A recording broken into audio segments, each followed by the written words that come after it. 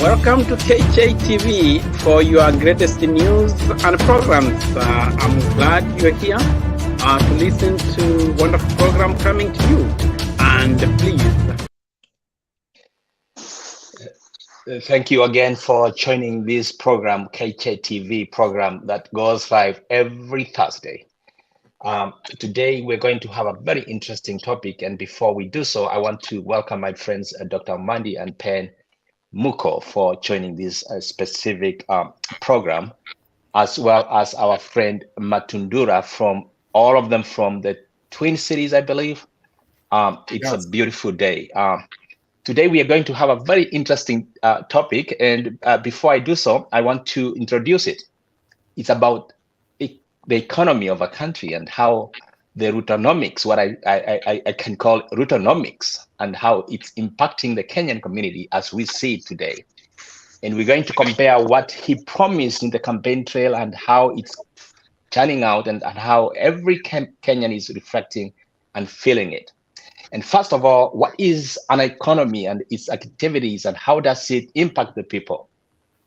An economy is a reflection of what the governments, businesses, people want to sell and buy, and how the skills of these people and how their knowledge is infused into the economy. So what really plays the biggest role of any economy is the supply in the short term. What is this we're supplying that is going out? And also in the long term, the demand for it and how it impacts and the balances of between the supply and demand. And we know Dr. Ruto, during the campaign trail, promised Kenyans that he's going to give them the most conducive climate for the hustlers to enjoy the economy and the fruits of the independence that they have never enjoyed ever since for the last 60 years. Now, we are exactly 1 year since he was sworn in to be the president of the Republic of Kenya, and he has had a chance to impact the hustler nation.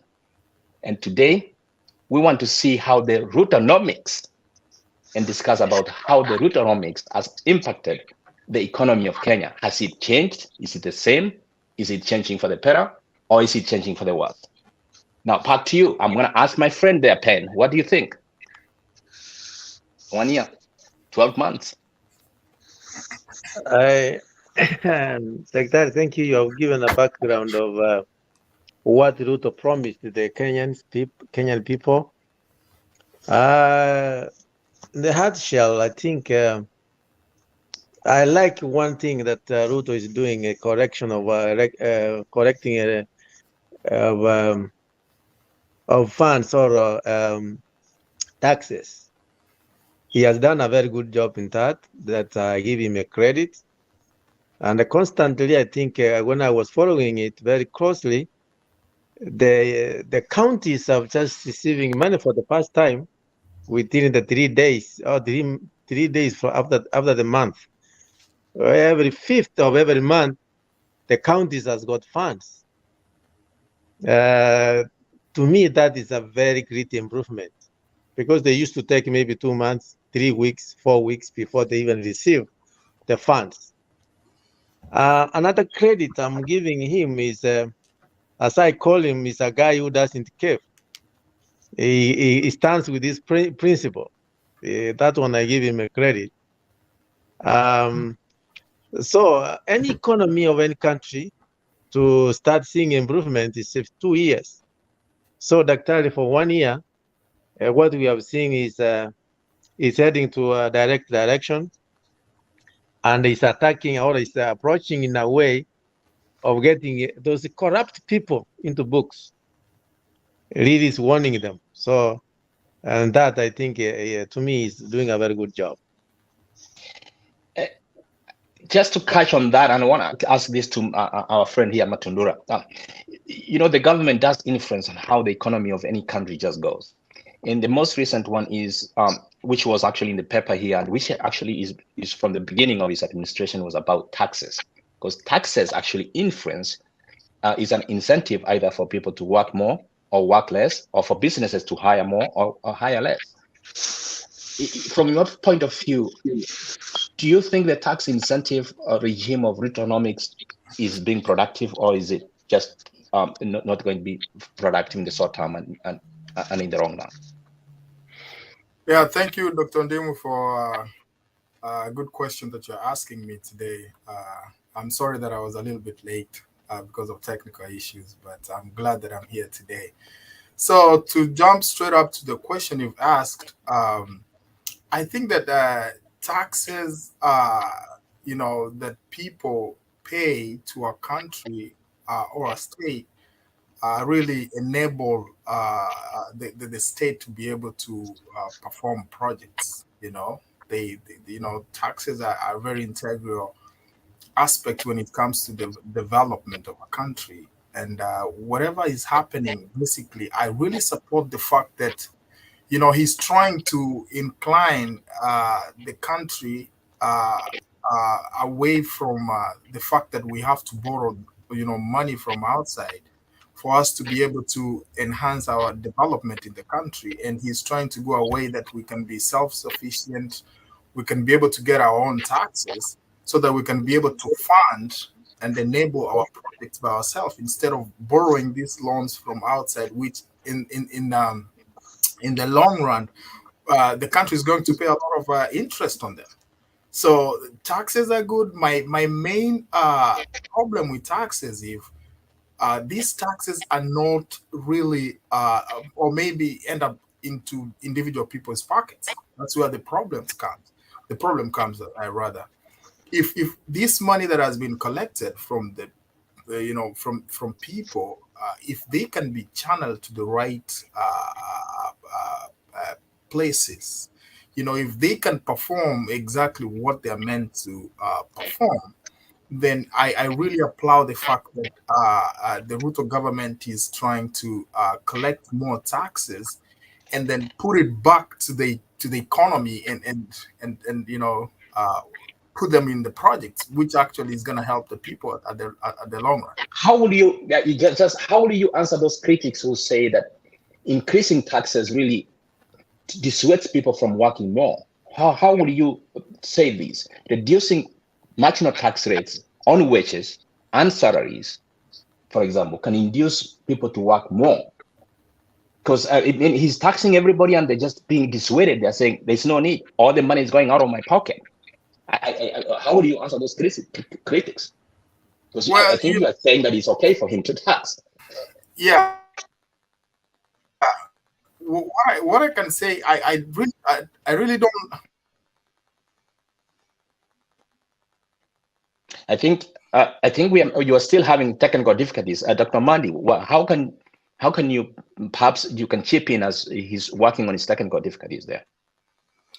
Yeah, well, that's a very good question you're asking. How taxes impact the economy. When you increase taxes, I mean, that is an economic fiasco policy. We call it a fiasco policy. Like when, for example, if you look at, I can see that fiasco policy types and what we do. If expansionary fiasco policy is when we are, if we have an economy which is not doing well, the government has to increase spending, but yet it has to reduce taxes so that the people can have more money in their pockets. That is what we call expansionary fiasco, to expand the economy. And when the economy is doing very good, that is when now government spending has to go down and the taxes have to go up. And for that, it helps. And I think this one it can be able to tell us exactly. You don't increase taxes when the economy is not doing good. You increase taxes if the economy is doing okay. So the big question we ask, when Ruto increased taxes, was the Kenyan economy doing well? No. If it wasn't doing well, it means that if you are taxing those people who are supposed to employ, companies don't have a lot of money because they are paying more taxes. So what they will do, they will lay off people. That's the difference. So then the Rootonomics of taxing, and more taxes, from your point of view, is not working. It's actually reducing the productivity of the Kenyan people, right? It's actually going to come back to hit so hard. He might be enjoying that now. He's getting more money to the government treasury, and it's going to do things, but he's going to see more companies going to lay off people. Some business are going to close down because they can't afford to pay taxes. So I can see they are not doing. They are in the wrong run. They are going to keep back. Can I chip in, Dr. Yes. If you go to the history of America, anytime that Democrats are in power, actually we enjoy the fruits of independence in America. In other words, that's when we get more jobs. That's when we get more money. Go to back of Clinton era, 90s. What happened is that Clinton increased the taxes, but it was on the placket of the people who want more. That is when only one time that we had surplus in the country in America. When Obama came in after Bush has taken us into the deepest hole, Obama did what we call 250 and above, increased taxes. You see, economy started improving. Dr. is saying it's the truth that companies can be able to run away, but he gave them an incentive that in 5 years you are not paying much, taxes for 5 years. So he invited all companies back to America so that we create jobs. In Kenya, what Ruto is trying to do, which in America did 1946, so that you can be able to have money for development, to build roads, instead of you going to IMF, borrowing money to the country. Let's use our own money. But what I could be able to ask if Dr. you are around me, which Kebaki did, to allow people to borrow more money from the banks, because interest is going very high. If we could be able to balance that, then we will realize a growth in Kenya in a big way. So I do agree with you that in the 90s, for example, in the United States, and also in the year 2000, when Obama, since 2012 to 2017, there was an expansion of the economy. Yeah. But I don't want you to say that the expansion really wasn't about increasing taxes. The expansion was also about government spending more money, government expenditure. And that's why there's a big difference between the Republicans and Democrats. Because the Democrats, when they come to power, the government spends more money, injects more money into the economy, and they increase the taxes at the same time. Whereas the Republicans, when they come to power, they reduce the taxes and they say the government should not spend money, which is not their money. So they reduce the spending of the money. So there's a balance there. So in this case, we are asking, Ruto is increasing taxes, but the government is not spending more, meaning that he's taking more money from the economy, and yet the government is not spending that money. Because you know what? The government also buys, just like a human being, and sells services to the people to get that money. So if it's not having that economic activity, what is the impact in this case, Dr. Mali? Yeah, that's a very good question.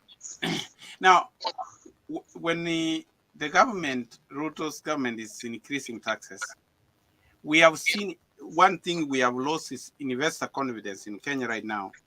Most of the companies are relocating actually to commercial-friendly countries. For example, most of the companies are now going to Tanzania, where because they are having favorable taxes, they are running away from Kenya, and because of corruption and other things. So increasing taxes, take even an example, in the US, every state, all these 50 states, every state has different rules. That's why you find a company wants to be domiciled in a state which is having good corporate taxes, which is generous to them, so that those companies move. You have seen companies move from one state to another because they want to benefit from the taxes of that state. And this is exactly what is happening in Kenya. And many companies are going to leave Kenya. And when in the companies, like now, butter is moving to Tanzania. Things like that. So you have to sit down and look at all things. You don't just increase. I know he wanted to increase so that he can get more money to pay for the debts which we acquired, but they are not, is not good. You have to balance. I think the taxes are excessive and they are going to come back to haunt the country. So today, actually, I'm glad we have two fields here coming up, and Brother Ben and Matunura on the same page that increasing taxes is good for the economy. Whereas my friend Dr. Omandi is saying that reducing taxes, spending more, does actually spur the economy. So in the nutshell, what we may call Ruto'Nomics. Yeah. And my friend Penn said that the first year is actually laying the foundation, and the second year we start seeing the fruits. And he thinks the fruits are coming down the road. Joshua, do you think the fruits are coming down the road with Ruto'Nomics of overtaxing and taxing and taking more taxes? Absolutely. Like I said, my main concern is this money that is being taxed. Is it being channeled to the right places? That's my actually big concern for this whole taxation issue. Because if this money can be put to work, then I think the Ruto'Nomics is a very good idea, because we're gonna be able to borrow less and be self-sustaining our projects through the taxes that are being collected from the people. And for me, I think in the long run, it's a very good idea. We're gonna have to we're gonna have to see fruits down the line if this money is being How now when he's taking money away from people who are supposed to spend it? Because look at this. He taxes you more. You go home with less money in your pocket. You buy less. The demand goes down. Therefore, in the long run, demand will be less, and therefore production, people will not have no money to spend, and therefore the economy will just go down. How do you explain that? Well, I don't expect them to go overboard as far as the taxes is concerned. For sure, yeah, I get your point that too much taxation sometimes is going to reduce spending because people are not going to have money in their pockets to spend. I really agree with you at some point that somehow over taxing too, it's not a very good idea. I mean, my wish is they should actually involve good systems and very tax friendly policies that are actually not going to be able to tax more from people. Because so now I have a convert here that less taxes are better for the economy. No. Ben, what do you what do you comment about that? How can you tax more and then spend less? Because here remember we are talking about the Ruto'Nomics or Ruto'Nomics, where people is taxing who were never taxed before. He's bringing more people who have very less money to the tax bracket. And he's taking money away from them. These people are going home. They are crying. They're saying, we don't have money to buy milk or bread or even clothes for our own children. He's taxing people who are earning 10,000 shillings. That's like $45 in today's. He's taxing people earning $45 a month. Those are the people he's taxing. And you say it's okay? How do you defend that fact? Yes. Do you ask me a question? Absolutely. How do you defend the fact that he's taxing people earning $45 a month? Yeah, that's a very good question, because right now Dr. Omandi says that you can lose companies. I can give you an example, like an iPhone. It's not being built in America. It's in China, because China is cheaper labor.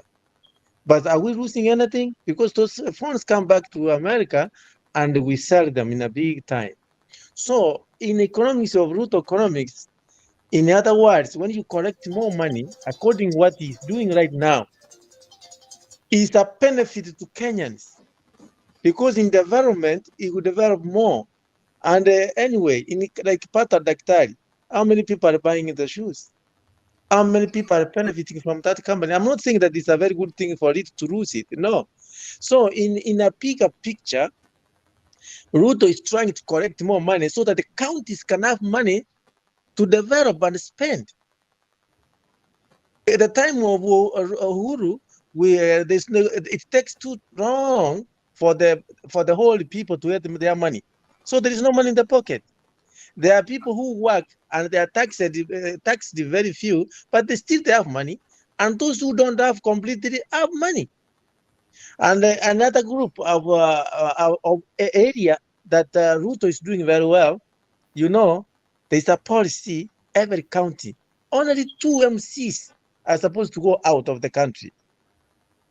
Before, they all come here and spend a lot of money. So the government. Oh.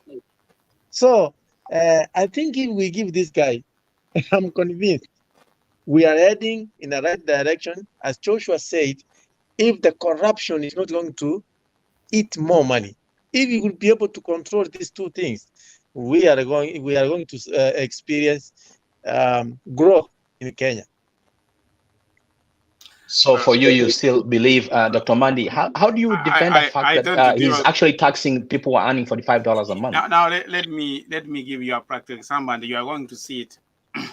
Now they are taxing people money in M-Pesa. That if you are transacting your money in M-Pesa, yes, it's supposed to be taxed. So what is taking the country back? Now I found many vendors, kiosk vendors now, instead of using M-Pesa, they want to carry cash to buy things, which means somebody is going to lose time. He could have other transaction because they are trying to avoid. And what is going to happen? Safaricom shares are still going down, and they will continue to go down because of that reason. So taxes are not good when the economy is not good. And I'm not saying that it should be zero taxes. Taxes should be reasonable. Things like taxing M-Pesa transactions, already these are the money. If you have earned your salary, you have put your money on M-Pesa, and it's being taxed again. Simply because if you are transferring to someone, already this is the money you are paid taxes to. That you are already using this platform because of convenience. So some of those taxes included needs to be scraped off. Yeah. So Yeah, there are some people who used not to pay taxes. You like it or not, those big fish. And Ruto said, even if you were president or the son of a president, you have to pay taxes. You know how much is collecting? That's a question. And I thought of the idea of Dr. Omar. Even like now, I send money from here to my brother, $1,000. If it's not taxed through the M-Pesa, that money gets to his pocket. It's not going through the system. So my friend Penn, stop there for a moment. Just for a moment. When you send money to your brother or your kin at home, you're sending them that money for a purpose. They are going to purchase stuff. They are going to buy maybe whatever they are going to buy. Yes. Do you know that whatever they are going to buy is they are going to pay taxes in that form? Yes. Yeah. So there's going to be double taxation. It's just for moving money, you're taxed. And then when you go down to the store, when you're going to buy whatever, if it's gas, that gas is taxed. If you're going to buy whatever you're going to buy, there's going to be taxes in that specific item you're going to buy. So do you think that's double taxation? Yeah, but assume this money I'm sending to my brother was income. It was no taxes. No taxes until he goes to buy something. He must buy something. Joshua, let me come back to you because you are a big proponent of taxes and more taxes and more taxes. Yeah. Do you know that? Go ahead. How can you explain that the higher marginal taxes can really discourage work? Yeah. And savings and retirement savings as well, and innovation especially.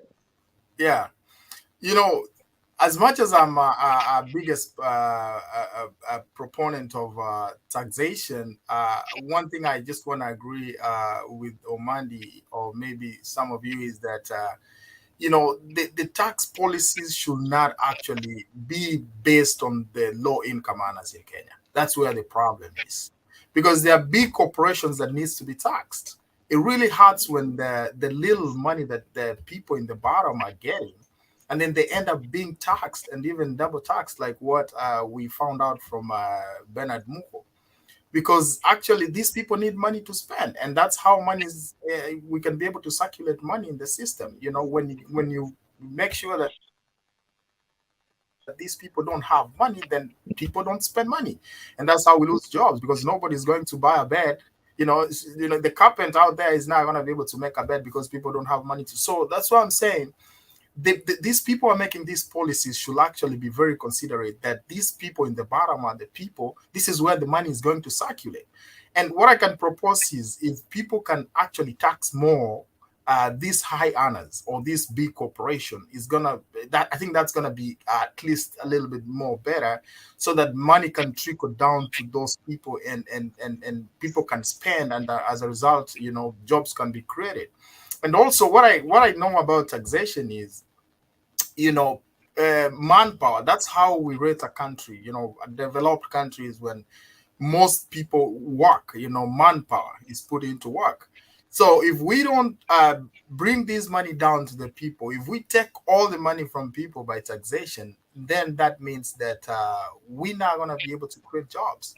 So in a nutshell, what I can say is that it's better we tax more on the side of people who make more or big corporation, and try to be a little bit more lenient to low income earners. So far so good. Now let's turn around and look at the other page of taxation and its relationship to the politics of the day and the future elections. Tax more people, and I'm happy. If elections were called today, will Ruto get the overwhelming support from the Hustler Nation as he did? No, I don't think with this economics. I don't think so. And you see, that's the nature of politics. You know, you can always capitalize on the poor people, because all you need, it's easy to check the government than to run a government. That's how actually Ruto got into power, because he capitalized on the fact that people are very angry. People didn't have money down there. So that was his actually mantra. That's how he used to get down there and get a big following. Right now, it's very easy to check Ruto. It's very easy to oppose. Actually, if I cannot be surprised right now if for, you know, for anything's sake, you know, we go back to election right now, it's going to be very hard for him to even get back that seat, because a lot of people are crying. And a lot of people, these people who are in the bottom, don't care about, you know, all they care about is, do I have my food on the table? If I don't have my food on the table, then there's nothing you're going to tell me. So as per now, the way the common mwananchi is crying currently, I think it's going to be a little bit of a hill task for Ruto to be able to convince people that he's working for them. Because the promises that he gave these people was like, you know, the gas prices are going to be the cheapest. You guys going to use even, you know, free internet and stuff like that, which is not actually the truth as we are speaking right now. And that's where the rubber meets the road. What you say, Dr. Mandy? You know, about the politics of the economics. Actually, what is going to hurt Ruto is like the prices are still up. You can look at there. Last year, September, before he came to power, petrol was 159. Now it's 194. Diesel was 140. It's 179. Kerosene 127. It's now 169. This really matters more, because these are the prices he had actually said he was going to bring down. Mimi nataka niwaambie hii mafuta inaongezwa usiku na mchana. Mimi nataka niwaeleze ya kwamba these people don't understand the damage they are doing to the people and the economy of Kenya. I don't know why. So, yeah, that's good. We got it. I guess you put your point across. How then can Pen Muko defend what is Rutonomics now with that kind of prices? Let me tell you, I don't care. Is that the inflation that we have in gas on the petrol, it is worldwide. It's not only in Kenya. Here, you see, even gas is up because of the war in Ukraine and Russia and other stuff that they combine together. And at one point, I will protect and I will defend Ruto When Obama came to the office, there is one agenda, remember? He apologized. When you go to the office, there are some things you find there that you thought they were easy. So him being steady and progressive the way he is, provided corruption doesn't come in, the guy is doing very well. The only thing let me finish. The only thing that we know, the country, Kenya is a very young country that is growing. The only thing that I would pull from Matundura is that the bracket of the small people who are being taxed, if we could say the percentage of the young one, which is very hard for them to give that bracket. If we get to that level of getting 250 income or 100,000 income and above, will be taxed this amount, we would be in a very, very position. So Ruto being stable, correcting revenue, stable like this, we are heading in the right direction. No, how do you respond to that? Ben, and I want to go back to what Joshua said. Yeah. About this money we are collecting. Is it being channeled to the right users? That's the question. Remember right now, the dollar is trading at over 150. And these are the facts that we need to tell people why the dollar has gone up. I saw the minister for trade, Moses Kuri, who claims to be an economist, and yet he's telling people that now that we have an arrangement to buy gas from Saudi Arabia using Kenya shillings, that will be okay. How much are we going to pay? Because there's no way we can run out of the dollar. And it's good we tell people clearly how the economy works. The reason why we use the dollar is because it's the most stable currency. Even if you carry Kenya shillings to Saudi Arabia, and you carry it in sacks to buy gas, it will tell you how much is that. That's Kenya shillings, 10 million. How much is it equivalent to Saudi Arabia currency? They would still go back to the dollar. How much is the Saudi Arabia currency trading with the dollar and how much Kenya is? So they would have to give an equivalent. You are going not to carry cash. We use the SWIFT system. All of this money has to be cleared through the bank, through the SWIFT system, which would be back on the dollar. So that idea of lying to people, you put incompetent people. Moses Kuria, to me, is very irritable, and it does, even his economics is, let us tell the people the truth. When the dollar, it's not America which wakes up in the morning and says, now we want the Kenya shilling to trade on this. It's on the market. It's only demand and supply. But why do we lie to people? That's what I wanted us to put clearly, that we don't have a control over the dollar. So the Ruto'Nomics, according to you, if the elections were called today, he will really be trusted in the ballot box, and the impact of his tax policy is really impacting the hustlers more than anybody else. No, he would still win. You know why? Most of Kenyans are ignorant. He would come and blame the American. They are the people who have increased the dollar. I'm going to do this.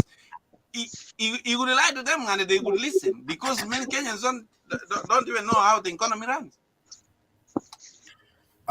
You could go and blame the dollar outside. Yeah, talking about that, my idea is this. We're gonna have to be able to separate between politics and how to run a country. And when you talk about running a country by increasing taxes, technically, if we are oblivious of the fact that money is going to be spent wisely, then in the long run, Ruto is actually doing good, because we're gonna be able to see these things. We're going to see roads being built, we're going to see hospital being built, and all that stuff. But now, when it comes to politics, the reason why, Dr. Mandi, I think that I would like to differ with you about that is actually the common Mwananchi has been pressed so badly. And actually, right now, I was surprised that even going to university, as a job student, you still have to pay money. It's becoming very expensive for even poor kids who have actually scored really good to even go to universities. I mean, this thing is really affecting these people, and these are the people who are going to vote. And it's going to be very easy to topple Ruto when you're going to be bringing up these issues, because these are issues that are really touching on a common mwananchi. If I cannot be able to take my kid to school, I mean, how are you going to lie to me? Because this is something that is really on my doorstep. So if Ruto is not going to change his tactics, you know, politicians will always be politicians. Maybe when we be close to 2027, he's going to maybe take out all the taxes and let people enjoy tax-free for some time. And you know, as Kenyans, you know, we got amnesia. We always forget so quickly. So they know how they're playing this game, because right now they know we still got few, you know, like 4 years before we can go back to politics. They're trying to do as much as they can, collect this money, and maybe when we are closer to election, then they can try and work, you know, change their tax policies and favor the common mwananchi just because they want to be re-elected. You know. So you are saying, Joshua, maybe you are saying exactly what Uhuru did at the very end of his administration when he was supporting Tinka for the presidency. He was able to reduce the cost of living by putting incentives and reducing the cost of fuel, for giving incentives to those who are producing fuel, what we may call subsidies, so that people would feel that the government is working for them when indeed it wasn't. So, Dr. Mani, for you, you think the Kenyan politic and the Kenyans themselves are so naive still that they will re-elect him even when he's lying to them? Yeah, he will still lie to them. Why the dollar is going up? Number one, there is investor confidence. There's no investor confidence in Kenya. Many investors don't want to invest in Kenya. The investors are the ones who bring dollars. Now they have gone to other countries. That's why when we are looking for the dollars in Kenya, they are not enough. Our reserves are going down. What can Ruto do? You have to walk the talk. Number one thing Ruto needs to do is to fight corruption. You cannot say you fought corruption, and yet the people who had cases, when you came to office, all of those cases were dropped. You appointed them to senior office, and then you think now investors will bring their money to the country. If we want really to get the investor confidence, if we will see fighting corruption, those who are corrupt going to jail, then we will really know that one will bring investor confidence, and then the dollar, the Kenya shilling will be stronger. But so long as he's aloof, is aloof in really fighting the big elephant in the room, the dollar is going to hit over 200. Yeah, thank you. So, Pen, in 30 seconds, Pen, if elections were called today, you will vote for Ruto because of his Rutonomics. In 30 seconds. But before I answer that in 1 second, I think, Omar, next time you should answer the question why we have a high interest rate in housing development in the sector in America, because they fear it's going to be going to recession side, why they raise up the taxes so that to help the economy. Okay, going back to your question. No, you are confusing between taxes and interest rate. Those are two different things. Please. Let me go back to what Dr. is asking. It may be very, very tough for somebody to win now against Ruto, because this one being, when he was in the vice president, everybody didn't like him. Even the president was sitting president didn't like him, but he won. Now he's in the state house. He's the president. He knows all those corners.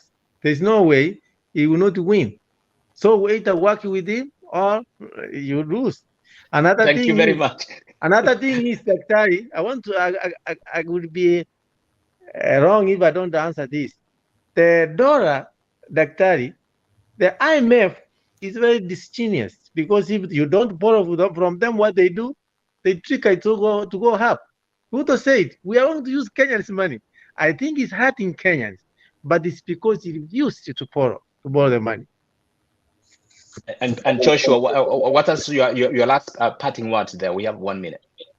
Yeah, what I can say is this: I could really propose that the government actually try to be a little bit more lenient with the common mwananchi, who's not really earning a lot, and avoid overtaxing them so that money can trickle down and circulate in the bottom, and more jobs being created instead of raising taxes to more, especially the low-income people in Kenya. That is really hurting, and I think it should be done the other way around.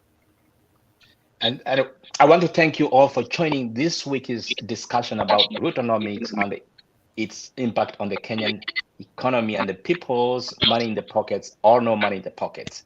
Next week, we will continue from here. Thank you all, and may God grace. Thank you very Thank much. you. Thank you so much for your time.